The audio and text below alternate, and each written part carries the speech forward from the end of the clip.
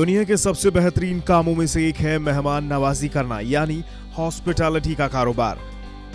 हमारा देश मेहमान नवाजी में सबसे अव्वल है। राजस्थान टूरिज्म की तो थीम ही इस पर टिकी है, पधारो म्हारे देश।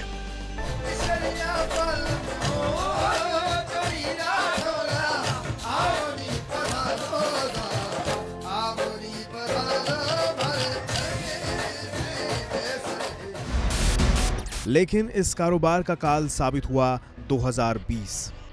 मेहमान नवाजी के इस कारोबार को इसने हिलाकर रख दिया। जहां सभी कारोबार इसके कहर से बाहर निकलकर सामान्य होने की पुरजोर कोशिश कर रहे हैं, वहीं हॉस्पिटैलिटी सेक्टर अभी तक इससे उभर नहीं पाया है।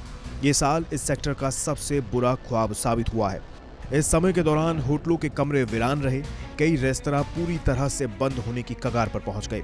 लोगों ने बाहर खाना पीना, मौज मस्ती करना बंद क्या किया, कई घरों के तो चूल्हे जलने तक बंद हो गए।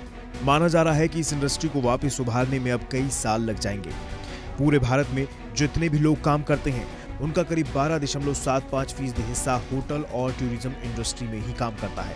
एक अनुमान के मुताबिक इस त्रासदी के कारण होटल में काम करने वाले करीब 75% स्थायी कर्मचारियों की नौकरियां संकट में आई, जबकि अस्थायी या ठेके पर काम करने वालों को अपनी नौकरी से हाथ धोना पड़ा और बचे हुए कर्मचारियों के वेतन में 20 से 50% तक की कटौती कर दी गई। अभी भी ये स्थिति जस की तस बनी हुई है। होटल कारोबारियों के मुताबिक किराया, ईएमआई, बिजली का बिल, मैनेजर, महंगे कुक से लेकर स्टाफ की सैलरी तक देना मुश्किल हो गया है, जिस कारण होटल कारोबारियों को खर्च में कटौती के लिए अपने स्टाफ में 50 से 70% तक की कटौती करनी पड़ रही है। सर, होटल इंडस्ट्री तो अभी भी सफ़र ही कर रही है और मेरे को लगता है कि साल भर तक हम लोग सफ़र ही करेंगे। लेकिन गवर्नमेंट हमें थोड़ा सा ये फेवर कर दे कि इलेक्ट्रिसिटी में हमें इंडस्ट्रीज़ में डाल दे, तो उससे हमें काफ़ी रियायत मिलेगी और हमारे ऑपरेशन एक्सपेंसेस जो है वो बहुत कम आएंगे। आज की तारीख में ऑपरेशन एक्सपेंसेस हमें किसी न किसी तरह स्टाफ को कम करके करना पड़ रहा है, जिससे बेरोज़गारी भी काफ़ी बढ़ रही है और बेरोज़गारी बढ़ेगी तो इनडायरेक्ट जो इम्पैक्ट है वो गवर्नमेंट पे भी आएगा। अगर गवर्नमेंट किसी तरह से अपनी लाइसेंसिंग फ़ीस में हमें 50% रिबेट दे दे और भी किसी तरह से हमें कुछ एक्स्ट्रा पैकेजेस दे दें जिससे हमें कुछ बेनिफिट्स हो, तो हमारे लिए बड़ी हेल्पफुल रहेगी। वहीं सरकार की ओर से होटल और बैंक्वेट हॉल को कम लोगों की मौजूदगी में चलाने के निर्देश हैं। ऐसे में 50 लोगों के लिए भी खर्च उतना ही आ रहा है जितना कि 1000 लोगों के लिए आता है।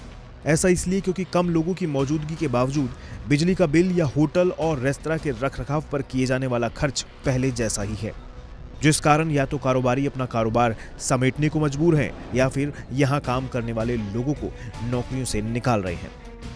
National restaurants association of India यानी NRAI के अनुसार रेस्तरां के सेक्टर में 73 लाख लोग काम करते हैं, जिसमें से 10 से 20% लोगों की नौकरी जा चुकी है।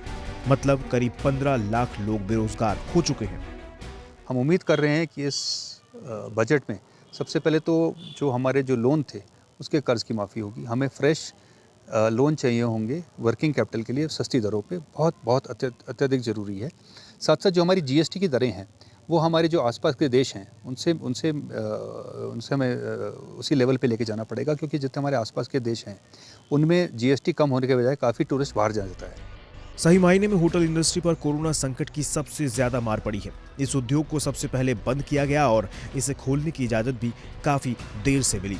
एक अनुमान के मुताबिक हॉस्पिटैलिटी सेक्टर को 30,000 करोड़ से ज्यादा के नुकसान का अंदेशा है।